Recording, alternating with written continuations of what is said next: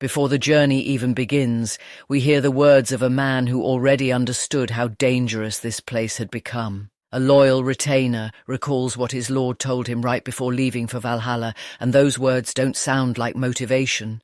They sound like a warning. He says Valhalla has completely lost a warrior's pride. Think about that. A land built on strength, discipline, and respect for combat has now turned into something far darker. And then comes the most chilling part. He warns that even if someone wins a duel, even if they prove their strength fairly, there's still a chance they'll be attacked afterward. That's how broken the system is. Winning doesn't guarantee safety anymore. In fact, it might make you a target. And with that, the story sets a tense and uneasy tone, like something terrible is waiting just around the corner. And then suddenly everything explodes, not with battle, but with news. Aris has won.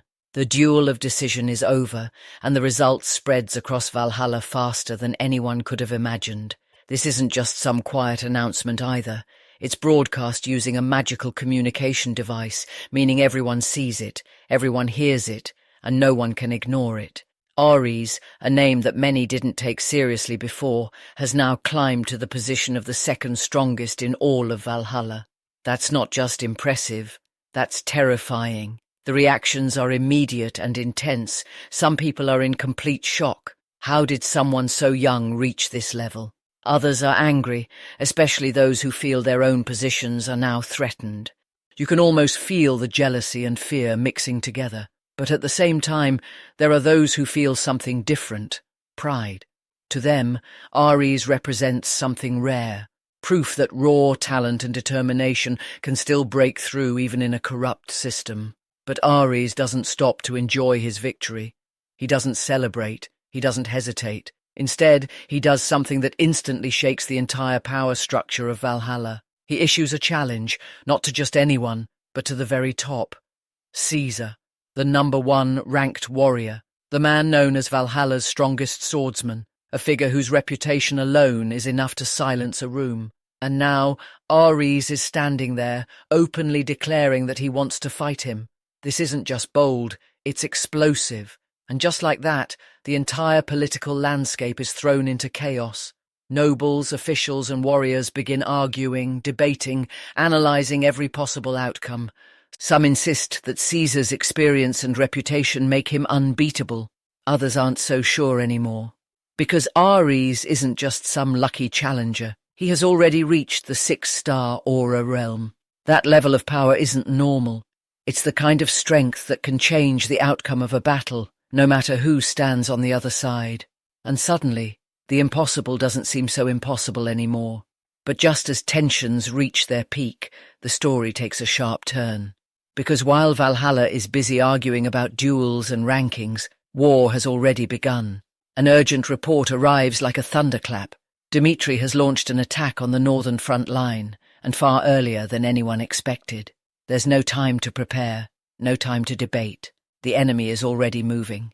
And this isn't a small force. An army of 100,000 soldiers is advancing toward Valhalla's most important defensive position. 100,000. Just imagining that number is enough to understand the scale of what's coming. This isn't pressure. This is overwhelming force. But the real danger isn't just the number of troops. It's who's leading them. Among the attackers are elite mages, flare mages and phoenix mages, specialists in destruction. Their strategy is brutally efficient. First, they unleash long-range magical bombardment to weaken the fortress. Then, once the defences start to crumble, the main force moves in for close combat. It's a perfect combination of range and power, and then comes the moment that makes everything worse. Felix steps forward, a master of the Phoenix Magic Tower, and with absolute confidence he declares that bringing down Valhalla's walls will take just 1 hour. 1 hour, not a day, not a prolonged siege, just 1 hour to destroy defences that were meant to protect against massive invasions. The defenders hear this, and for the first time real urgency sets in. This isn't a battle they can casually hold, they're already on the clock. Still, Valhalla doesn't stand defenceless. The Mountain Magic Tower takes charge of the defence. Their specialty is protection, reinforcement, and endurance. Their master, Uir, leads a group of 100 mages, all focused on one mission: hold the line, block incoming attacks, strengthen the fortress. Buy as much time as possible. They estimate they can hold out for about 10 days. 10 days until the enemy can fully take control of key territory like Hernard. 10 days sounds like a plan. But plans don't always survive contact with reality. The attack begins. The sky erupts as waves of magical energy crash down onto the fortress. Explosions shake the ground. The defenders immediately activate their strongest protection, the stone shield, a massive magical barrier designed to absorb and resist even the most powerful attacks. At first, it works. The shield holds. For a moment it feels like, maybe, just maybe, they can survive this. But then, the attackers reveal something that changes everything. Dispel. A counter-magic designed to erase other magic completely, and its strength depends on one thing: the power difference between the caster and the target, and that's where the defenders realize they're in trouble. The enemy's dispel is faster, stronger, more precise. 50 mages working together with perfect coordination, tearing down magical defenses piece by piece. The defenders try to fight back. They even have more mages, 100 of them, but numbers don't matter when the enemy is simply better. Their dispels are too slow, their reactions too late, and then it happens, the moment that changes everything. The stone shield is destroyed, gone, just like that. A defense that was supposed to protect them from total destruction collapses under pressure, and with it, the confidence of the defenders shatters. Panic spreads, orders are shouted in desperation, emergency weapons are prepared, a flame cannon is brought forward.